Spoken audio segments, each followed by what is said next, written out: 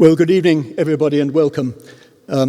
This is a second, less entertaining welcome than the last one, but nevertheless heartfelt. My name is Colin Thuburn. I'm president of the Royal Society of Literature. Many of you will remember that last year, when the Booker Prize shortlist was announced, it was greeted with universal applause, very unusual for the normally curmudgeonly literary community we have. This applause was not just for its international reach, but for the rich and unusual talent that was displayed throughout. Tonight, we are exceptionally lucky. We have a unique interview between the chair of the judges, Robert MacFarlane, and the winner from New Zealand, the remarkable Eleanor Catton. Our event has two very generous sponsors. First, Intelligent Life, the distinguished bi-monthly magazine of The Economist. Intelligent Life, it sets out to bring a rather different slant to cultural events, and in fact features many, or a good many, of the finest writers in the country. If any of you have not been able to get hold of copies, they're available free at the exits all around you. I would say that this issue, and I'm pretty sure it's this issue, has Robert MacFarlane, our own interviewer here, the very much applauded writer on landscape. Each issue, he contributes an essay on an imaginary or fictional landscape. And for this issue, unsurprisingly, it is celebrating the world of Eleanor Catton's Luminaries. Our second sponsor is the Australia and New Zealand Festival of Literature and the Arts. This is a 4-day festival starting on the 29th of March, ending on the 1st of June. And it features not only Australian and New Zealand writers, but British writers talking or entertaining ideas and themes that are Australasian. The tickets for the festival are going on sale today, and you should find flyers around which will introduce you to the website. On the final day, which is June the 1st, we at the Royal Society of Literature are having a joint event with the festival once again. This is featuring the very accomplished Australian writer, Helen Garner, in conversation with Helen Simpson. So over in a moment to Robert MacFarlane. Robert, as you will know, is the great celebrator of the wild places that we imagine have almost vanished. He almost single-handedly sometimes seems to resurrect them into our consciousness. Robert is vastly overworked. He not just by his own books, but by essays, librettos, trusteeships, not to mention a burgeoning family and a full-time post at Cambridge. So we are very lucky to have him. He had vowed a while ago that he was never, for many months, going to accept any extraneous invitations. A few days later, we invited him to interview Eleanor Catton, and his resolve quickly dwindled away. I think he's forgiven us. Thank you, and please welcome Robert and Eleanor. Thank you very much for that warm welcome. Thank you to Colin for that introduction. I can see almost nobody, just the first few ranks, so I know there are only a couple of dozen people in here. That's what I'm going to pretend. I want to go back to the last time I saw Eleanor before this evening, which was October the 15th at the Guildhall. And it's an evening I will remember for many reasons. I was incredibly nervous. I don't get nervous very easily these days, but I remember sitting on a seat in the Guildhall before everyone else had arrived. The police were busy sweeping the place for explosive devices in advance of HRH's arrival. And I was busy trying to memorize my speech, but the sniffer dogs were just fascinated by my ankles. And it's very difficult to memorize a speech when your ankles are being sniffed by security canines. I remember also I shared a table with Ben Ockrey, who is a former winner of the Man Booker Prize, and he is an irrepressible presence, as anyone who's shared a table with him will know. And the first half of that evening featured short films about each of the shortlisted titles. And Ben devoted himself to a poker player's reading of my face as each of these films was played. And each of my ear waggles or inadvertent eyebrow twitches was subjected to the Ockrey interpretation technique. And after we'd seen the six, he said, "I'm going to tell you who's going to win based on your facial expression." And then we got into a conversation about poker, and he said, "You play poker?" I said, "I play poker." He said, "Let's go and play poker now. Don't worry about that speech. Let's just go head to head and play some poker." I said, "Look, I've really got to make this speech. It's very important." But I should have taken him up on it because he picked completely the wrong winner based on my facial expressions.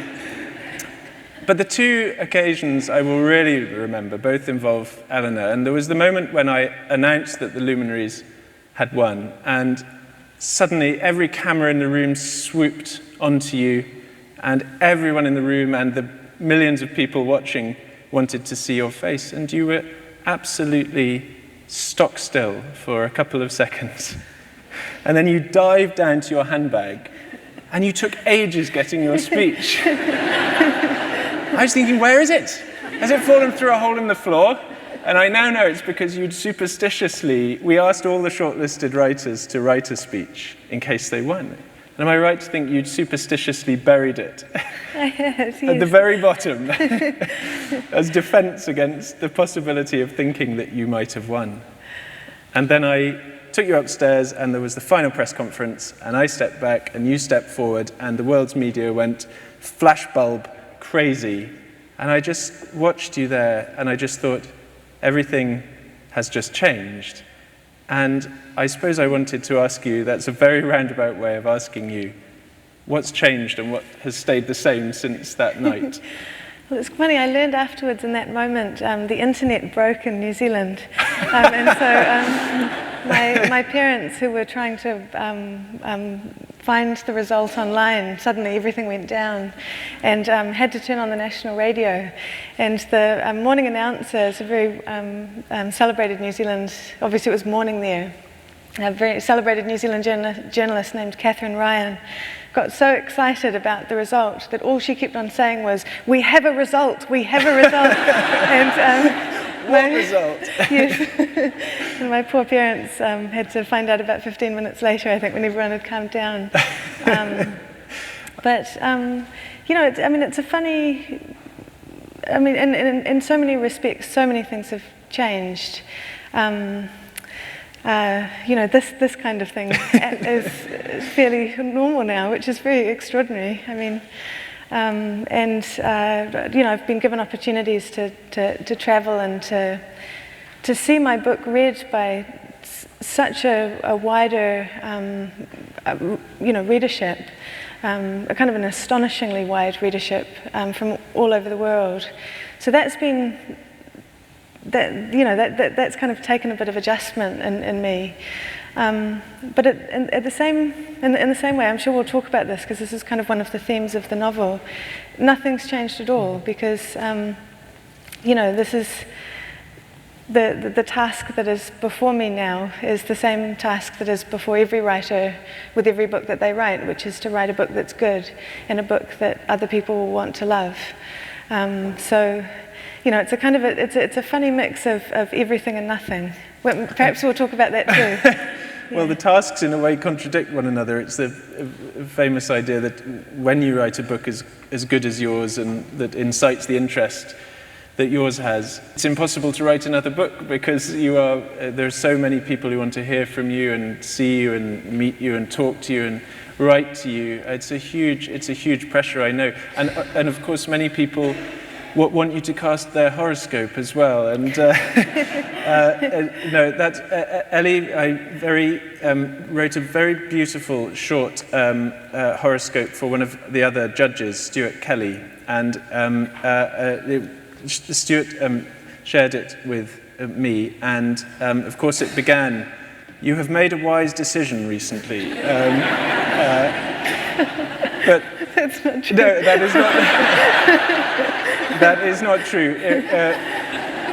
And we'll say no more about it, apart from that it was an utterly gorgeous piece of prose as well. I find it hard to imagine you writing anything other than an elegant sentence or paragraph, but I just remember reading it and thinking, this is extraordinary.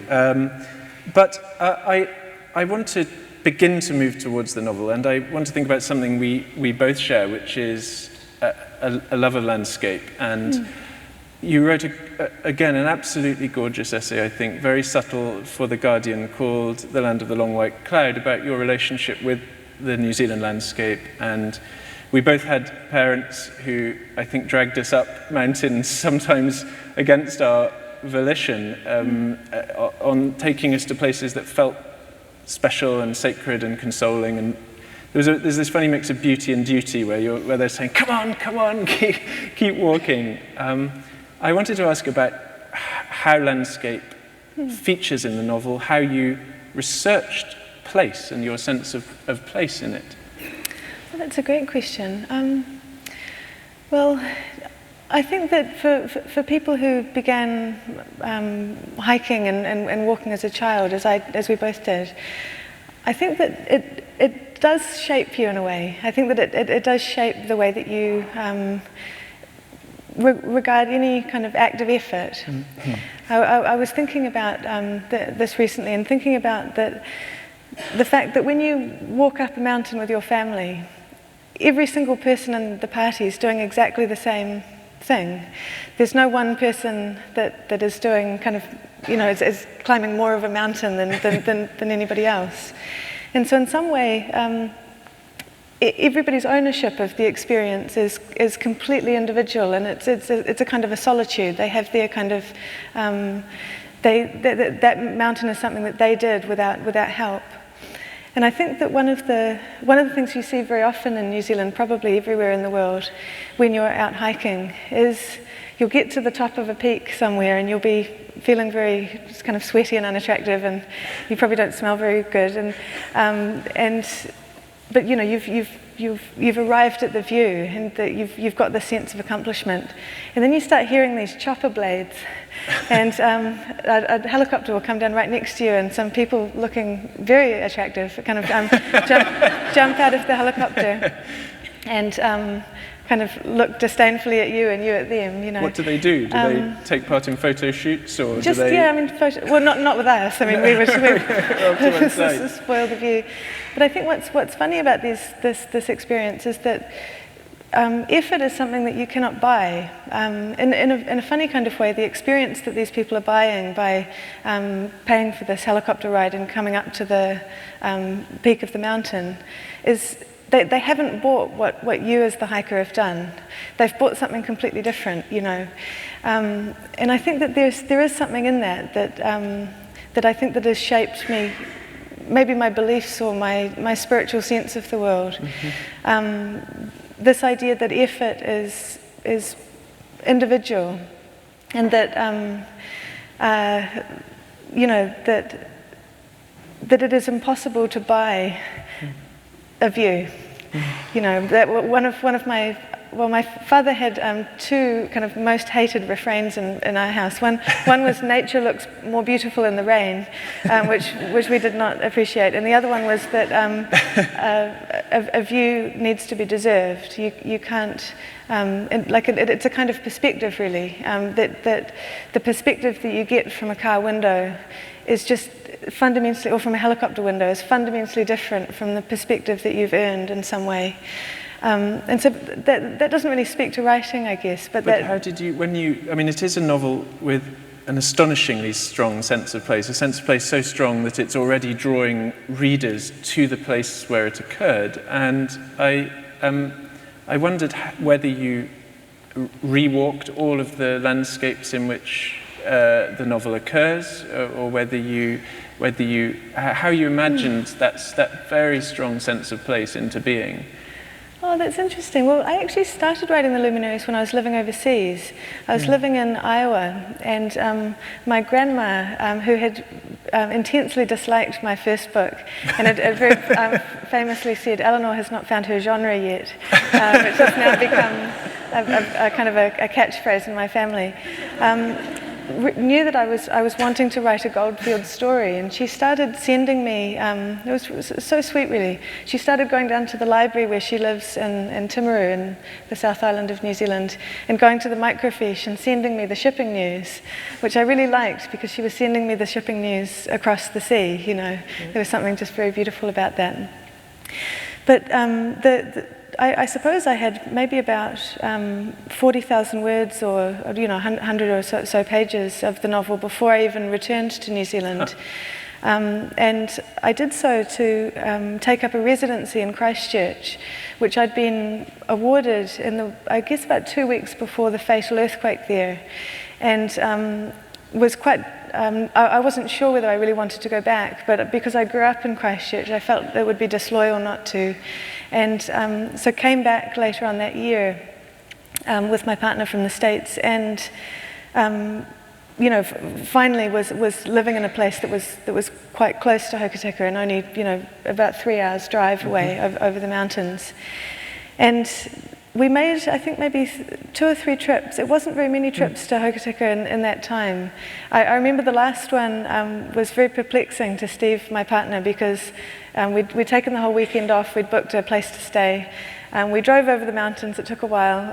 I parked the car, walked out onto the spit, looked this way, and then I said, yep, okay, that's fine, we're good. But it is a part of New Zealand that I know very, very well, the West Coast. My sister's lived on the West Coast for a long time, and she has a family there.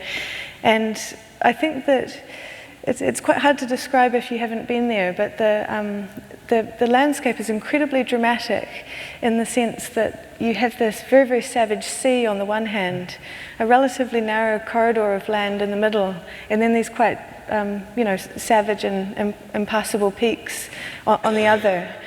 And the sense of kind of always being oriented between calamities or between dangers is very, very ever present there. And the coast, I think it rains around about 200 days a year there. It rains for virtually all of my book. And so the rainforest is very, very lush. And when I started researching the book, I was intrigued by the dangers that were in the path of these people who wanted to go to this place and make their fortune. At the time when gold was discovered, a passage over the mountains hadn't yet been found, and the only way in was by ship. But the landing, not only at Hokitika but all up, harbours north and south of that town, were just incredibly treacherous. And one of the details I found was that they would call drowning the West Coast disease. They would say that somebody had the West Coast disease if they had drowned. So that kind of captured my interest, this intersection between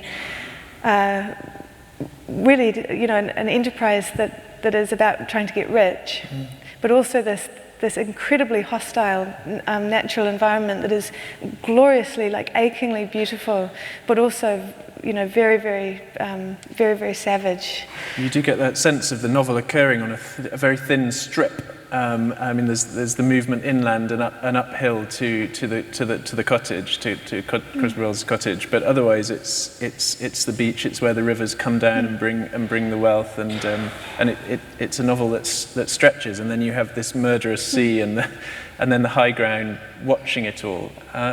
It interested me actually when I went back and reread the novel in advance of this meeting and writing about it. It interested me how indoors it was. There's something I wrote briefly about in Intelligent Life, that actually it happens inside a great deal. And we're in courtrooms, and we're in hotel bars, and we're in opium dens, and we're in shacks and so forth. And I wondered if you were aware of it as you wrote it being a very interior novel in that sense. That's a really interesting question. My first editor that I worked with on the book, actually, Sarah Holloway at Granta, made that very comment where she said that she felt that she had a very good sense of the interiors of the town, but not a very good sense of the exteriors. And it was one of the things that I had in mind when I kind of went back and kind of built kind of painted the backdrop, as it were.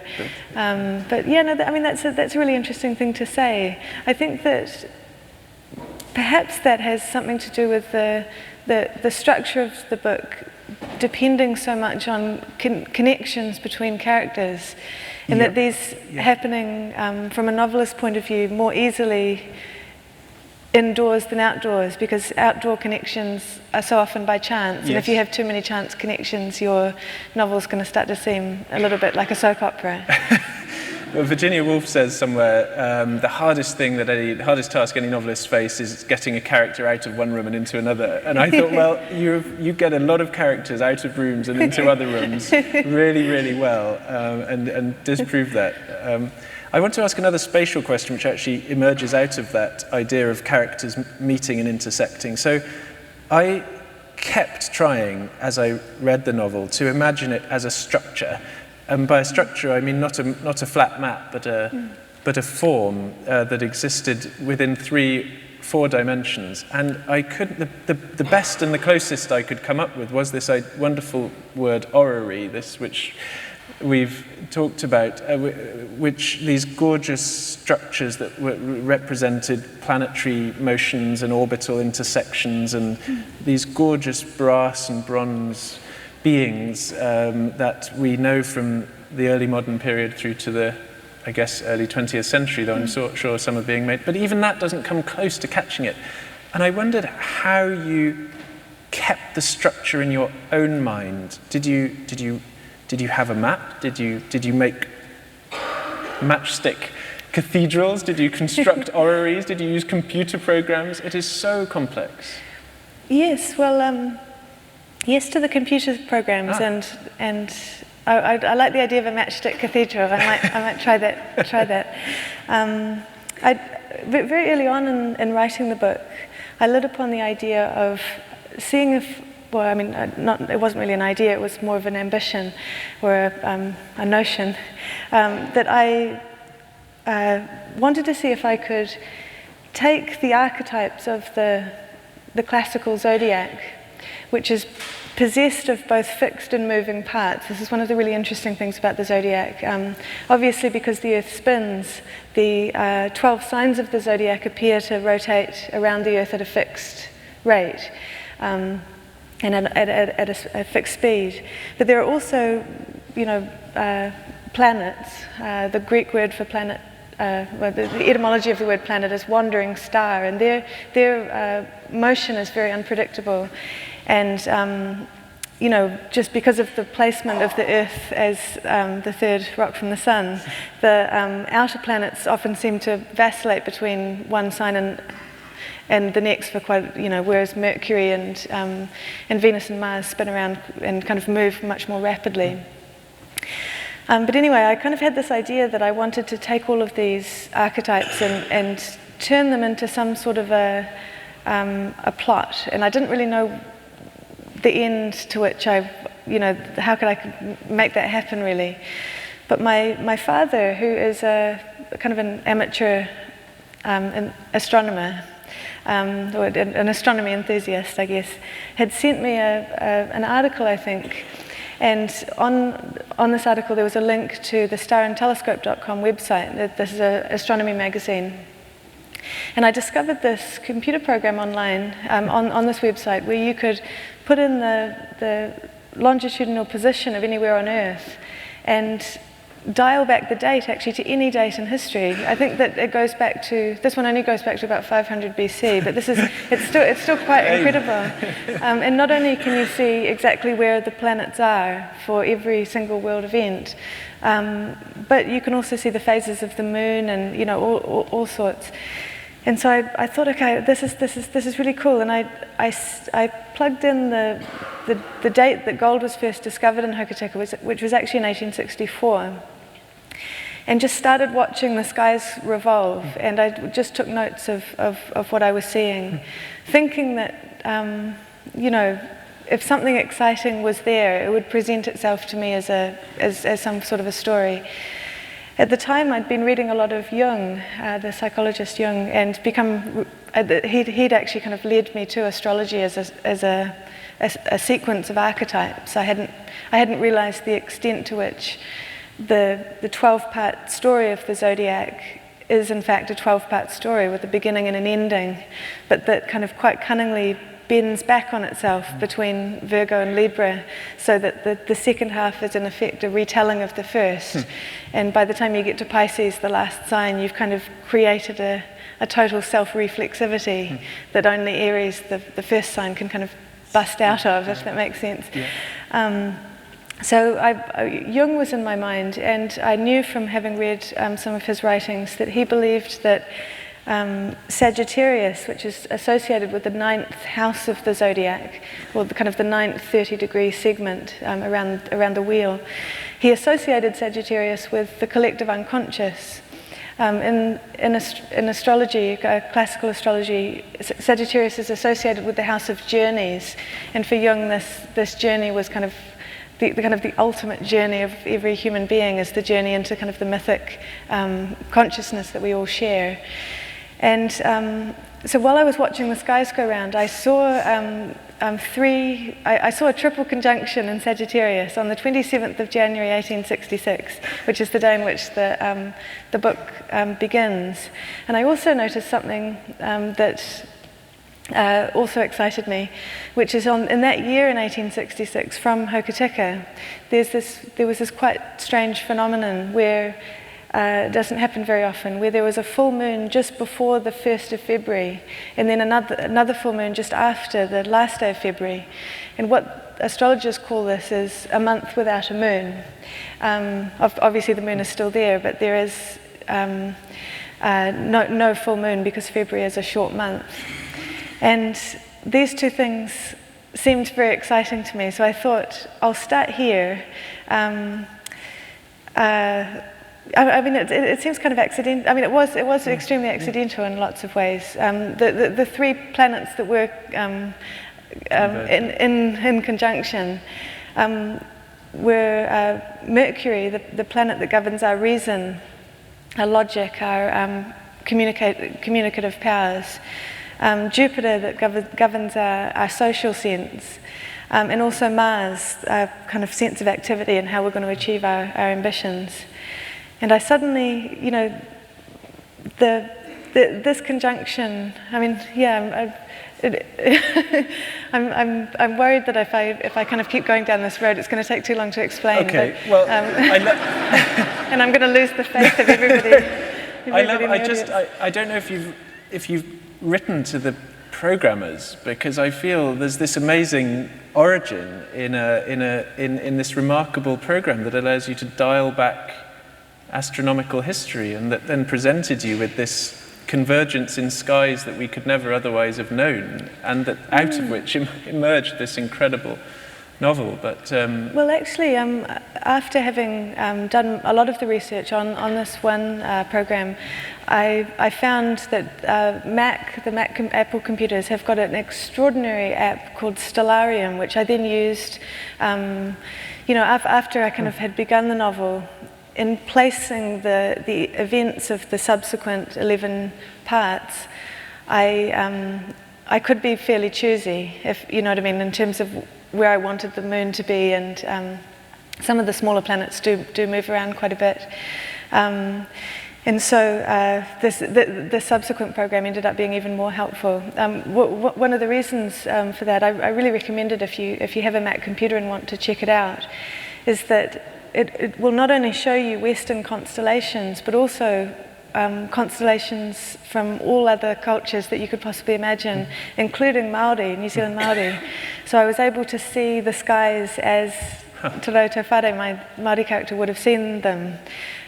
One of the things that was extraordinary to me was that, Orion, when I look at obviously in New Zealand, Orion is upside down, so he's kind of going like this with his his sword, or his club, I should say.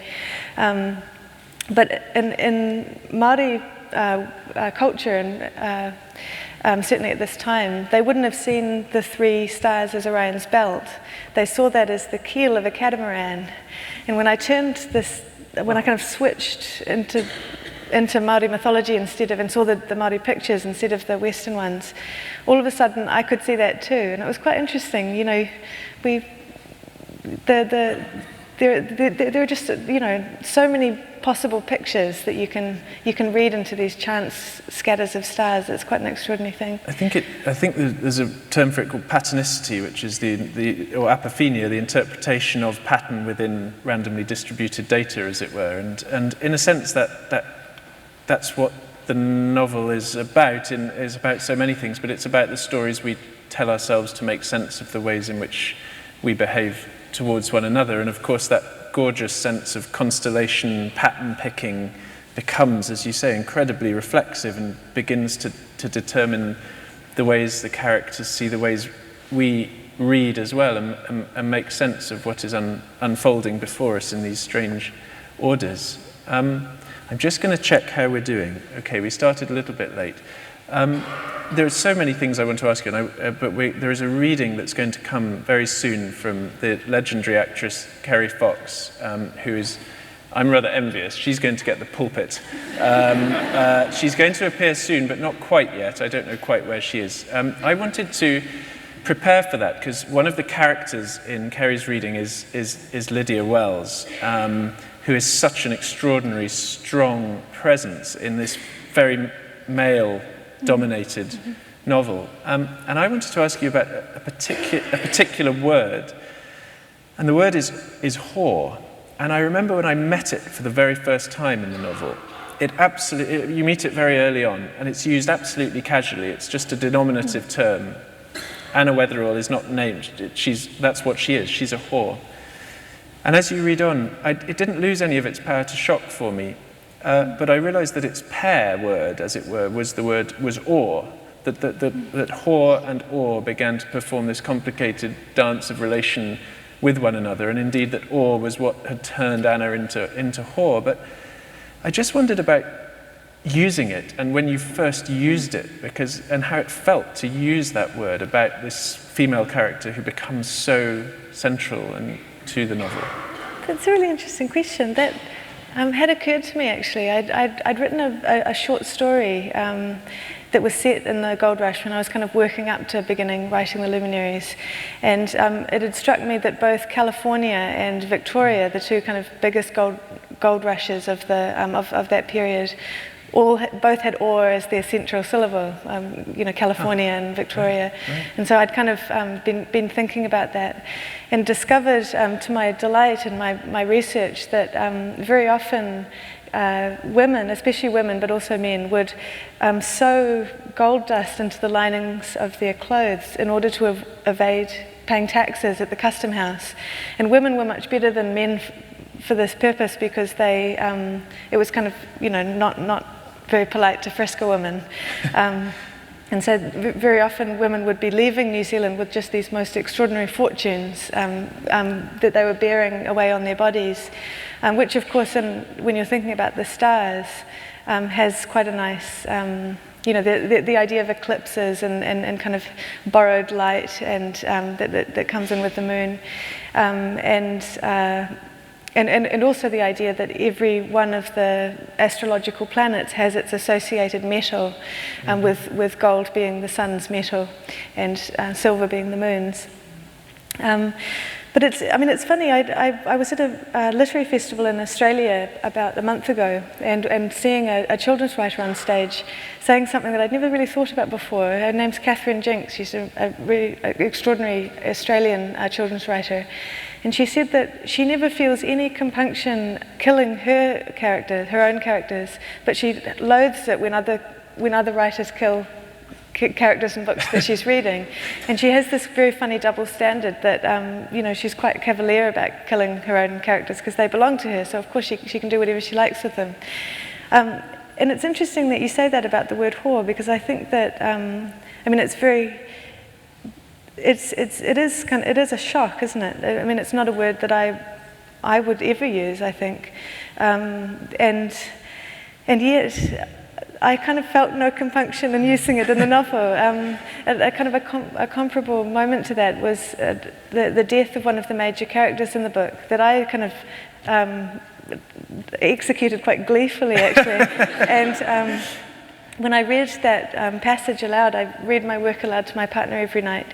He was just so upset with me. He was furious, and he burst into tears. And we had this terrible, terrible fight about it. I think he called me a monster. I think it was very funny. But I think this is the sign of a novel that's really working when your own partner resents the execution of one of your characters by you. But I mean, clearly it embodies a whole worldview. I mean, it's to do with that sense of this capitalized world where everything is assessed according to its value, to the dividends it can provide, whether that's a mine or a purchase or a hotel or a whore who's going to be bought and then used. And clearly the relations between women as resource and mine as resource, and these often ghastly men who work people, indentured labour as well. And I think the novel is very brave and very clever and insightful about these what money does to relations in that universe. Yeah, I mean, I feel very strongly that love and money are opposite. Not that they are. In a way, they have a kind of a paradoxical relationship, I think. I think that it's impossible to. Well, I don't think I feel. I know that it's impossible to buy love. You cannot make somebody love you. But at the same time, strangely, it's impossible to love money. I think. I think that when we.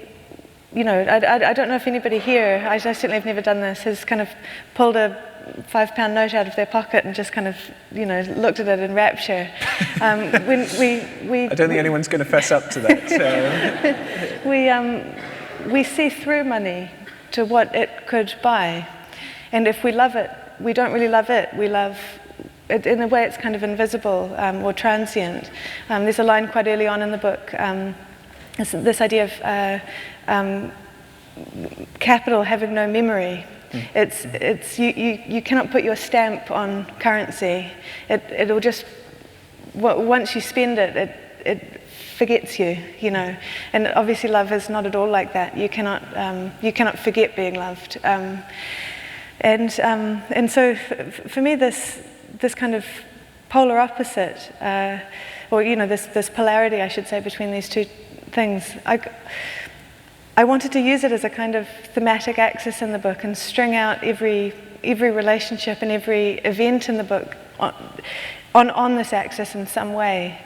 Well, that happens, and it's something I want to ask you more about. But it seems this relationship between love and money is a very good moment to hear from Lydia in the form of Keri. So if Keri Fox, are you out there? I feel like I'm in a séance now.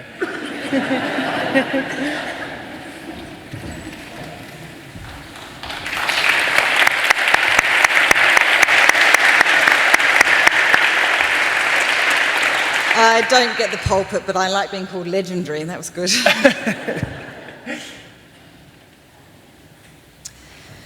Lydia Wells always seemed to arrange herself in postures of luxury so that she might be startled out of them, laughing when someone approached. In the parlour of the Wayfarer Hotel, Gascoigne discovered her stretched out on the sofa with her slipper dangling free from her toe, one arm flung wide and her head thrown back against the pillow. She was clasping a pocket-sized novel in the other hand, quite as if the book were an accessory to a faint. Her rouged cheek and titillated aspect had been manufactured in the moments prior to Gascoigne's entrance, though the latter did not know it. They suggested to him, as was the woman's intention, that the narrative in which she had been engrossed was a very licentious one. When Gascoigne rapped tapped on the door frame as a courtesy only, for the door was open. Lydia Wells roused herself, opened her eyes wide, and gave a tinkling laugh. She closed the book with a snap and then tossed it onto the ottoman so that its cover and title were well in the man's full view. Gascoigne bowed. Rising from the bow, he let his gaze linger upon her, relishing the sight, for Lydia Wells was a woman of ample beauty and a pleasure to behold. She was perhaps 40 years of age, though she might have been a mature-seeming 30 or a youthful 50. The precise figure she would not disclose. "Monsieur Gascoigne," she said, relishing the name, drawing it out. "But you are alone." "I convey regrets," Gascoigne said. Gascoigne shook his head and recounted as briefly as he was able the tale of Anna's gun misfiring in her hand. He told the truth. Lydia made noises of alarm. "I am so sorry that you could not be here to tell her yourself," Gascoigne said rather automatically. But as Lydia eased her foot back into her slipper, lifting her skirts to show her stockinged plumpness of her calves, Gascoigne reflected that he was not, in fact, particularly sorry. "But this expedition is easily postponed," said Lydia. "Unless you would like to come shopping in Anna's place. Perhaps you cherish a passion for women's hats." "I could feign a passion," Gascoigne said, and Lydia laughed again. "Passion," she said in a low voice, "is not to be feigned." She rose from the sofa and went to the sideboard where a plain bottle and 3 glasses were set out on a wooden tray. "I'm not surprised, you know," she added, turning 2 of the glasses right side up and leaving the 3rd upended. "You mean about the pistol? You're not surprised she tried to take her life again?" "Oh, heavens, no, not that," Lydia paused, the bottle in her hand. "I'm not surprised you're here alone." Gascoigne flushed. I did as you asked," he said. "I did not give your name. I told her it was a surprise going with a woman to look at hats. I said she was pleased with the idea. She could have come. She would have come. It was only this business with the pistol." He felt he was gabbling. What a fine woman she was, the widow Wells. How smartly the ruffled bustle curved away from her. "You've been ever so kind to humour my silliness," said Lydia Wells, soothing him. "I tell you, when a woman approaches my age, she likes to play the fairy godmother. She likes to wave her wand about and make magic for the betterment of younger girls. No. I knew that you'd not spoiled my surprise. I simply had a premonition that Anna would not come. I have premonitions, Aubert." She brought Gascoigne his glass, carrying with her the sharp and cloudy scent of fresh-cut lemons, for she had bleached her skin and nails with lemon juice that morning. "But I am sure that if she'd known it was you, she would have rallied in a heartbeat." "She would have rallied." "Poor Anna Wetherell," said Lydia Wells. "That girl is a very picture of ill luck." "Poor Anna," he agreed aloud. "You are right. She is a wretched picture. She cannot make rent, and her landlord has cast her out." Gascoigne spoke with admiration and pity. Lydia leapt up. "Oh, but she must come and live with me. She must." "Would she want it, do you think?" "Poor Anna adores me," Lydia said firmly. "We are the closest of friends. We're 2 doves, or we were, at least, in Dunedin last year. You must make her come. I shall take her under my wing. I shall spoil her." "Are you always so good to your charges?" Gascoigne said, smiling. "I have a vision of you, the lady with the lamp, moving from bedside to bedside, ministering kindness." "It is well you spoke that word," Lydia said. "Kindness?" "No. Vision. Oh, Aubert, I'm bursting with news." "News about the estate," Gascoigne said. "So soon?"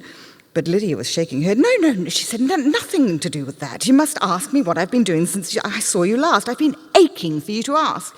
"Tell me, do." Lydia sat erect, opened her eyes, her grey eyes wide so that they sparkled.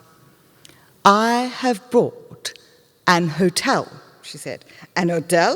Gascoigne said, marvelling. "Which hotel?" "This one." "This? You think me capricious?" She clapped her hands together. "I think you enterprising and brave and very beautiful," said Gascoigne, "and 1,000 other things." "I intended to convert the place," Lydia said. "You know, I'm a worldly woman. I'm quite the entrepreneur, Aubert. You have not seen me in my element." Gascoigne looked about him. "What conversions will you make?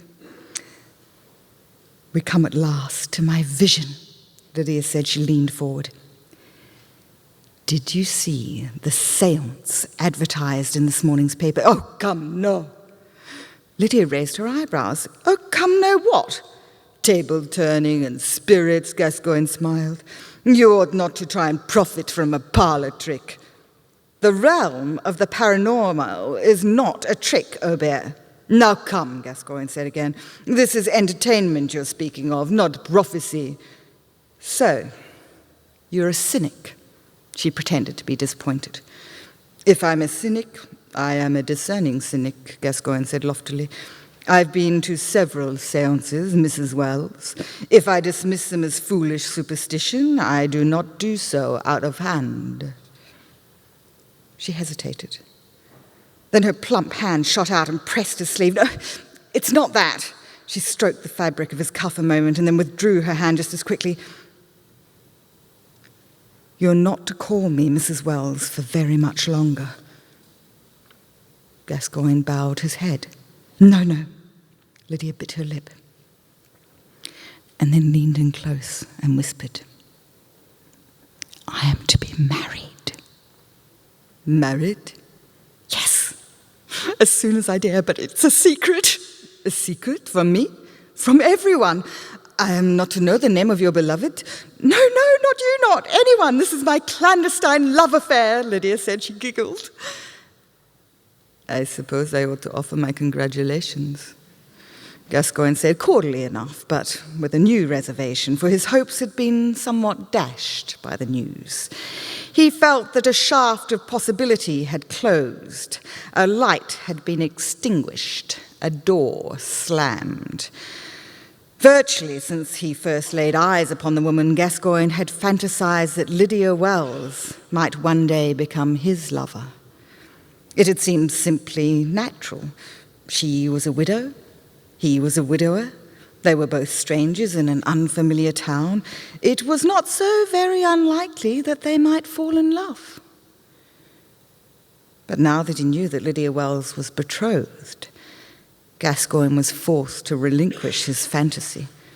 And to relinquish his fantasy, he had to acknowledge it and see it for the foolishness it was. At first, he felt sorry for himself. But as soon as he turned his mind upon this sorrow, he found that its shallowness amused him. I'm happiness itself, the widow said. Gascoigne smiled. What am I to call you then, if I cannot call you Mrs. Wells? Oh, Aubert, said the widow. We are the very best of friends. You do not have to ask. Of course you must call me Lydia.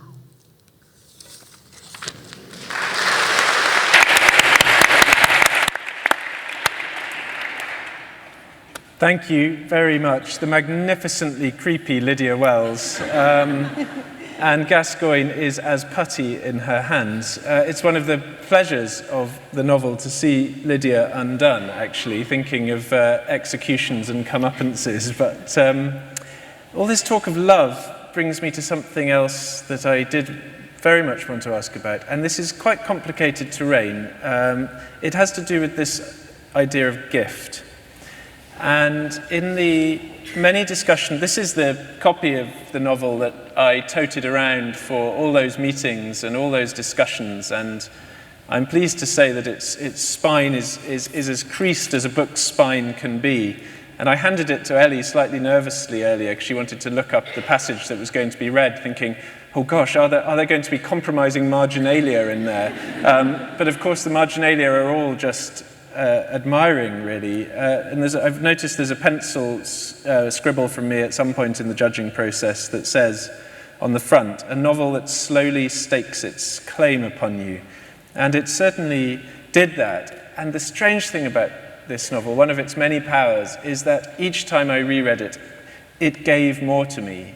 And gift is very important in the novel. It's something we talked about in the judging meetings, and on the morning of the final meeting, as one of the judges was stuck in traffic on the M25, And I rather smugly had got to London about 4 hours early in my slightly neurotic way. I texted him and I said, this novel is all about gift. It's about gift and theft and the disruptive power of gift in the context of this astonishing capital culture that they inhabit.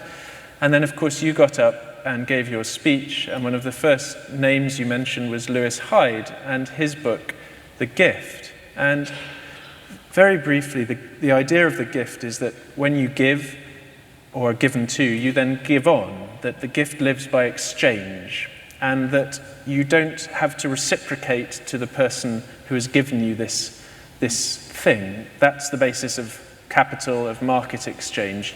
I give to you, you give to me something of the equivalent monetary worth, whereas the gift lives by circulation. And of course, the gift here is the £2,000 that Emery Staines is just so happy to give to Anna.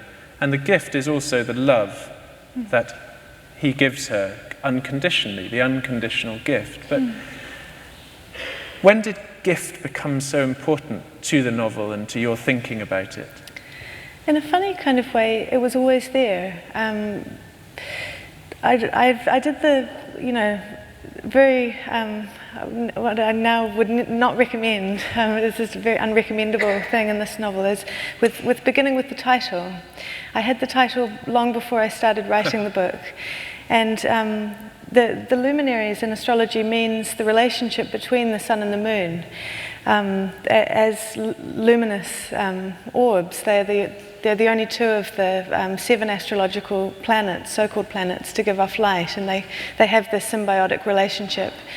And as I said before, I was reading Jung at the time, and became very captivated with his idea of the animus and the anima, this idea that in a person's mind and spirit, I guess, we have the self that we present to the world that is visible, perhaps. And there is this counterweight behind that every kind of show has its shadow, and maybe in some cases has its cost, And so when I came upon this word, the luminaries, I thought, okay, I want to write a novel with that as the title, which is I don't recommend this as a way of proceeding. And that it was an avenue that kind of stayed open in my mind for a really long time. I can't quite talk about this without it being kind of horrifically spoilery. But has everyone here read The Luminaries?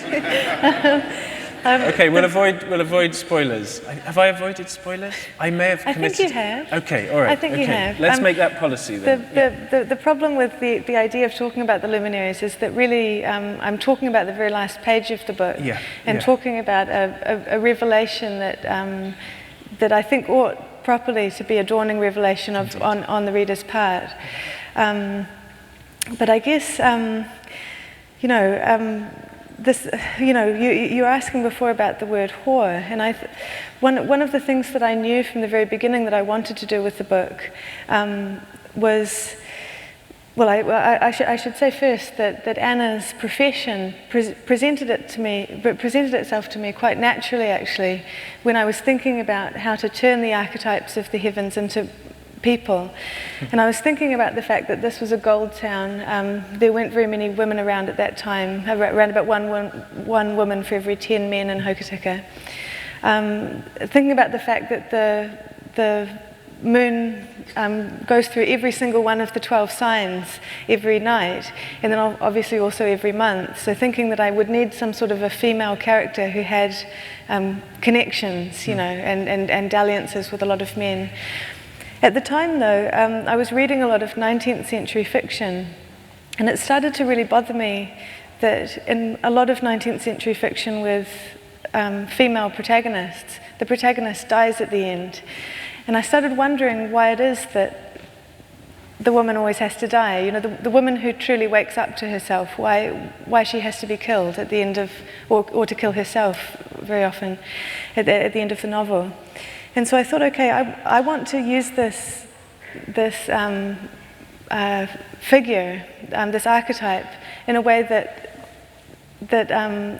doesn't do that kind of gives Anna a selfhood, and doesn't just make her the repository of, or the kind of the reason for somebody else's self-realization.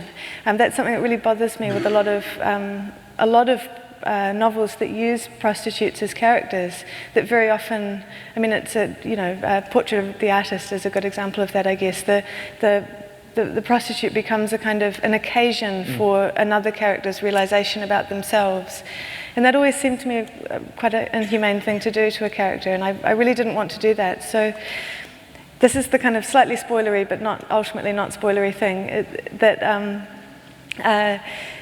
I think that there's only really one character who really sees Anna kind of soul to soul, what Martin Buber, the theologian, would call an I-thou relationship. And all the other characters in the novel, although they use her for their own enjoyment, they don't really see her except for as a means to an end. And so that kind of that gift, I guess, was in a funny kind of way there from the very beginning. I had the ending. I knew that I wanted to have a story that in some way explores the relationship between the self and its shadow, the lucky side and the unlucky side, maybe. And Anna's fate and Emery's fate are very much intertwined in the book, and indeed mirror each other at every point. But I also knew that I wanted that to be kind of private, that I wanted that to be their love, and not only inaccessible to all of the other characters in the book, but in a funny kind of way also strangely inaccessible to the reader, because if that makes sense. I mean, I think that it's something that you hopefully feel by the end of the book, but you don't get to see. And I think that there's a difference between being able to see love played out and feeling it. That is such a wonderful answer, and so interesting to me, because I couldn't work out how I'd seen so little of this love, and then the ending of the novel, which also benefits from this incredible momentum and focus that the structure of halves gives to it. Those who've read the novel will know that each subsequent section is half the length of its predecessor, which means that you begin very slowly, and then there's this incredible acceleration towards this final tiny section. And I couldn't work out how I was so flattened emotionally touched by a love that I had seen so little evidence of in practice on the page. And you've explained to me that was a deliberate decision on your part to shield it to make it private only to them. I find that amazing, and I've learnt something completely new about the novel talking to you in that way. I'm going to ask you one more question, and then I'm going to let the 742 people who want to ask you questions, because I've had more than my fair share. And it follows on from gift. The prize, the Man Booker Prize, was itself a kind of gift, I suppose. It's given to you, you don't seek it, nothing is asked of you in return. It was given to a novel about gift giving, about the importance of gift giving. And I know from talking to you and from our correspondence that the novel itself has given onwards. It's had all sorts of unexpected outcomes for you, of course, but you were telling me that Hokatika's GDP has quadrupled? Oh no, it's only doubled. Only doubled. Since the novel was published. And of course the gift that the novel gives to individual readers is unknowable to you, is private between the reader and the novel. But I just wondered if there were other unexpected outcomes to the novel that you could never have foreseen. I know. Tell us about the Maori receiving you onto their land. Yeah, that actually was what I was going to, how I was going to answer that question. Very recently, I made a kind of, I suppose, a victory tour to Hokitika. They actually asked me to bring the Man Booker statue. I think they were thinking it was going to be like a rugby World Cup thing, where I was going to do some sort of a parade and hold it up, but I declined to bring it. But we were welcomed onto the marae, which is like a meeting house, a kind of a centre, in the Arahura Valley, which is just north of Hokitika, where much of the action of the book takes place, by the local iwi. And just had the most extraordinarily moving reception there. I was joined by my partner and also my British editor, Max Porter, and Andrew Woodhead, the producer who's since bought the TV rights for the Luminaries. And one of the features of a welcoming ceremony, which in Māori culture is called a pōwhiri, is that you are welcomed onto the marae by the elders of the community, who will give speeches, kind of prayer-like speeches, and kind of tell you about the history of the place and perform oratory. And then the community will sing to you, and you are required to sing back, and you are required to respond to the gift of song with a gift of your own. And so on the way from Christchurch over the mountains, we had a rental van, and we practiced this song. We did an English round, because there were 4 of us. We practiced this song kind of countless times. It's still in my head, actually. And we're welcomed onto the marae as family. But the most extraordinary aspect of this welcoming ceremony was that I got to meet the real-life descendants of my fictional character, Toro Tauwhare. These sweet little kids in school uniforms who were just so proud to be descended from somebody who didn't exist, you know. It was really wonderful. Well, there could hardly be a better place to end this section than that. Wonderful. I think we'll lift the lights, or at least such that I can see anyone. And then there are 2 microphones. I think we've got between 10 and 15 minutes of audience questions.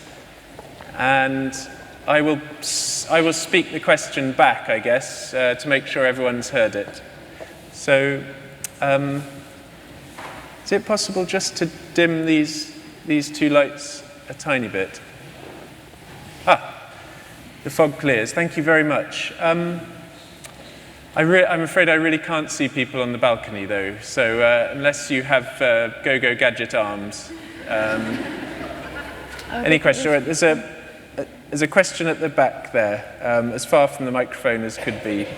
Thank you.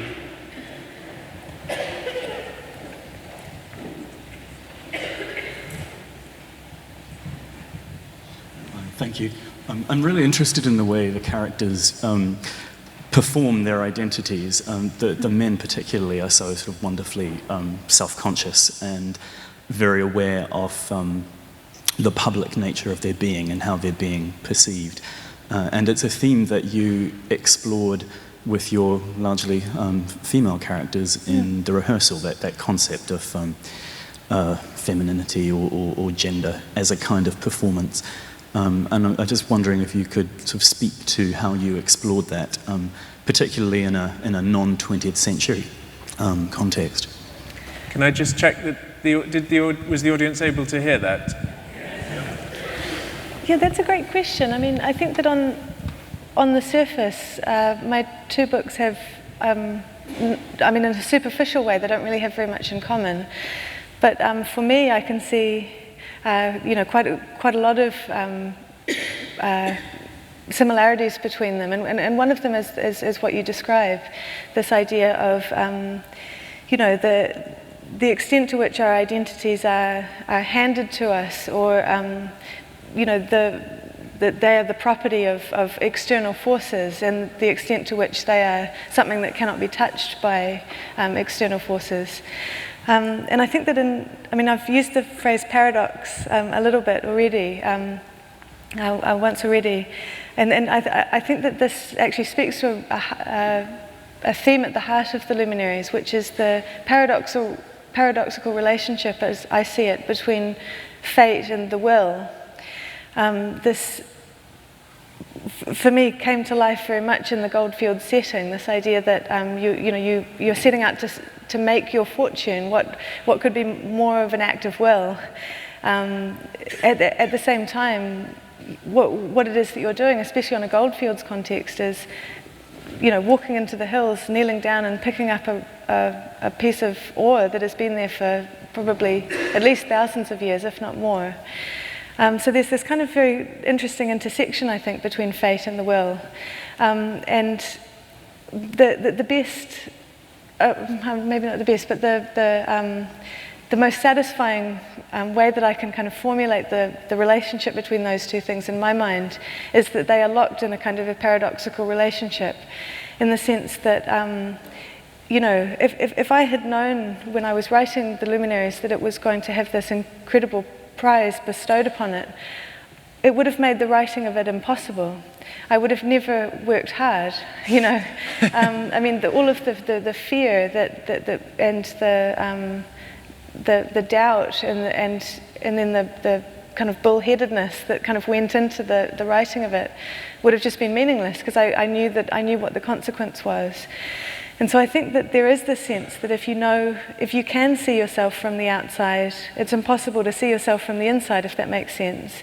If you have the one perspective, it makes the other perspective impossible. If you know your fate, your will is meaningless. But at the same time, will, in a funny kind of way, seems to make fate meaningless. That, we are all people with wills, and I could do anything I wanted right now. I mean, I won't, don't worry, but that presumably would be in defiance of fate, because I could just decide to do it, and then I would go off and do it. And so I think that it is very interesting that these two things are locked in this paradoxical relationship.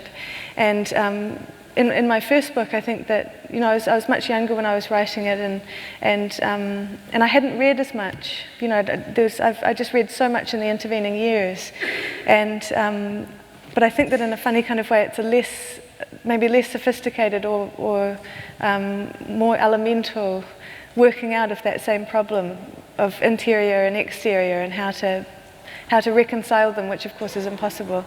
Thank you very much. There's a hand attached to a person there. Thanks. I'm really interested in how you came to plot the book and the sort of mechanisms, the planetary motions that you used. I'm just sort of fascinated to know whether you ever felt sort of that you weren't in control of the plot, or whether you felt that constrained it, or if it sort of freed you to write what you wanted to in the plot. Yeah, I never felt out of control. I felt frequently frustrated and very annoyed at myself for having kind of embarked on this journey. There were certain things that I knew that I wanted to achieve with the book. I feel that it's very important, for me at least, to be sure of what I believe in and what I'm fascinated by and curious about before I begin writing. It kind of one of my beliefs as a writer is that I think that what unites us more than anything else are the things that we cannot know. That they're not the things that we do know, because those things are the conditional things or the circumstantial things. But the mysteries of life are the things that we all share, and that we've shared ever since humans were around. And so I knew what mysteries I was interested in. I was interested in the relationship of the self with the self, and the idea of transactional relationships and relationships that defy transaction. And so I kind of had a purpose, in that kind of way. There was the kind of energy I knew that the book was going in. But in terms of all other aspects of the plot, it seems kind of ridiculous to say now, because when a book is finished, it looks so orderly, and it looks like it was always like the way that it is. But of course, there were so many dead ends, and there's so much on the cutting room floor. And I really kind of quite deliberately painted myself into a corner at every turn. I knew, for example, that I wanted to have a courtroom scene in the book, because I'd read The Brothers Karamazov and I thought that was super awesome. So I wanted I wanted to have an awesome courtroom scene, and I really like courtroom scenes when lawyers kind of just step out and suddenly say something super great and you never expected it, and everything goes a different way. So in my plan for the novel, I had, awesome courtroom scene in the future of the book, but I had no idea how to make that work. And it wasn't actually until I'd written many silly drafts of courtroom scenes where things weren't working that suddenly I realized that I could slightly reorder some of the information in the book and get the surprise that I wanted. So, I think that surprise is really important when you're thinking about the reader's entertainment, because if the reader can see ahead, they're going to stop looking at the present moment because they're not going to care about it, because they're going to be thinking about the thing that they know is going to happen next. And so I feel as a writer it's very important, if you're writing something that you want to be suspenseful or surprising, to be continually doing the thing that you don't know. I mean, the most inconvenient thing for you is probably going to be the thing that the reader is going to be thinking, how are they going to get out of this situation? Which is brilliant, because then that's exactly what you want. So, I mean, it's funny to think of, because it seems so. When you look back at the novel, you kind of, I know already I'm forgetting some of, a great many of those dead ends. An example is, for a very long time in the draft, I had that the estate of the hermit, the kind of terrestrial character whose death begins the novel, had been purchased jointly by two of the characters. And it was because I was kind of just trying to jimmy them into the plot in some way. And it caused me such headaches until I realized that I could just actually change that, and that would work out kind of lead me down a completely different direction. But I now have completely forgotten about that, because this is the way that the book is now. So it's an interesting thing to think about plot, because in a way, as an aspiring writer, when you go to the books that you love to read, you're seeing such a polished performance. You're seeing it as the writer wants it to be, and so it's quite difficult to learn from that, I think, sometimes, because you don't see backstage. Thank you very much. I'm going to. Okay. The waving has won, and the microphone is very close. And then I'm going to diversify to the right after that. But we're coming to this lady. Thank you. Thank you. I was very pleased that you both started talking about place at the beginning, because I thought place was incredibly important to the novel. However, as an Aucklander and as a Londoner who's never been to Hokitika or Dunedin in my life, I was clueless about the places that you were talking about, and while you were mapping the heavens all the way through the book, and as an amateur astrologer, I could follow the heaven mapping, but there were no earthly maps. And I wondered if you actually used old maps, and if you did, if you could possibly persuade your publishers in the next print run to put some of them in the book. Oh, well, I can. There is one in the paperback, because very many readers asked. No, in the blue covered paperback. There is one. It just came out this week, I think. Oh, fantastic! Yeah, because both Hokitika and Dunedin and the Goldfields. Yeah. Well done, Granta, for meeting that. I spent a lot of time on Google. Well, so did I, actually. While I was writing the book, it's one of the kind of strange things about the Luminaries that I couldn't have written it without computers in so many ways. Though it's kind of a throwback novel in other ways, and using Google Earth is just fantastic for a novelist, because you can tell how long it takes to walk between 2 points, and it's just easy.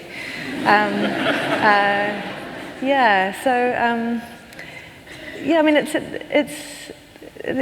curious to know that you could follow the heavenly movement, but not the terrestrial movement, because in a way that makes you very, very unique, as peculiar as a reader, in that when I was writing the book, I had the strong sense that probably most of my readers wouldn't know anything about astrology, and a large proportion of those people wouldn't care anything about astrology. So at all times, I needed to be careful in how these two kind of levels of the book, I guess, were speaking to one another. And my ambition for the book was that I wanted to create a reading experience that was very like looking at the night sky, in the sense that the visible stuff, the plot of the book is appreciable. You know, everybody can see the Milky Way and see the planets moving and so on and so forth. But there was this other kind of layer of movement going on. So yeah, no, that's a really interesting comment. I promised my right. So there's to this gentleman here, please, and then we'll see. I can do a short one. To what extent did you have the present in mind when you were writing the book? Short question. Might be a longer answer. That's a really good question. Not at all, I think. Except, well, I should say that the reader's present at all times. You know, trying to see if I could inhabit as much as possible the reader's experience at every point in writing the book, or keep a handle on it at least, in terms of what the reader already knew, wanted to know, and didn't know they wanted to know yet, but I was going to try and make them want that. You know, there's kind of these layers of the reader's experience that you have to try and harness and keep in mind. But in terms of kind of world events and that kind of thing, not really at all, I think. You know, the financial crisis happened while I was writing this book, and I think that, you know, I mean, I think that if it has informed, it's obviously informed me, but I don't think that it has informed the book in a way that was conscious. I wasn't trying to write a book for the contemporary world, but a book that I would want to read, I guess.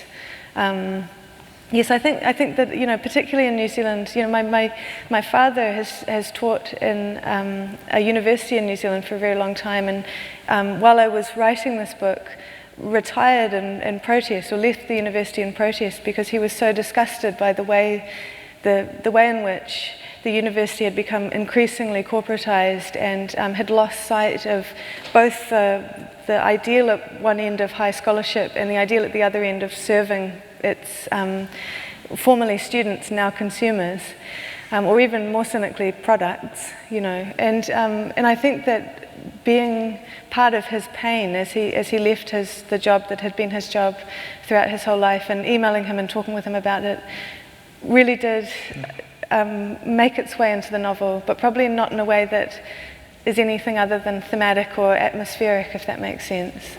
Your dad sounds great. Yes, it's funny actually. Somebody made the comment to me quite recently that I talk about my dad a lot in literary festivals and on stage, and I never talk about my mum. And I think the reason for that is that I know that my mum would just really hate it, because she's a much more private person than my dad is actually, and she wouldn't like it if I talked about her. So it's not that I kind of have this special relationship with my dad that I don't have with my mum. It's just that I'm kind of protecting her, I guess. I'm actually going to count that as two questions. I'm sorry, that was my fault. No, and they're wonderful ones, very different ones to end. Well, how marvellous it is that, just as you might think, fiction had reached its last possibilities in scope, technique, subject, a writer comes along to disabuse you of those fears. Eleanor, thank you so much for, I hate the pun, but such an illuminating interview, and for your frankness and modesty with which you've answered these questions, and to Robert for so sympathetically eliciting them. And thank you too to Keri Fox, wherever she is, for her reading. She tells me that you can meet her again on Sunday on BBC One's The Crimson Fields. Just one notice. Eleanor is going to sign books at the back of the hall here. Those who wish to have signed books, perhaps you could remain in your seats for a minute or two while those who don't will slink away to the shamefaced, to the exits. So it just remains for me, once again, to thank our sponsors, to thank you for coming, and above all, to thank Eleanor and Robert.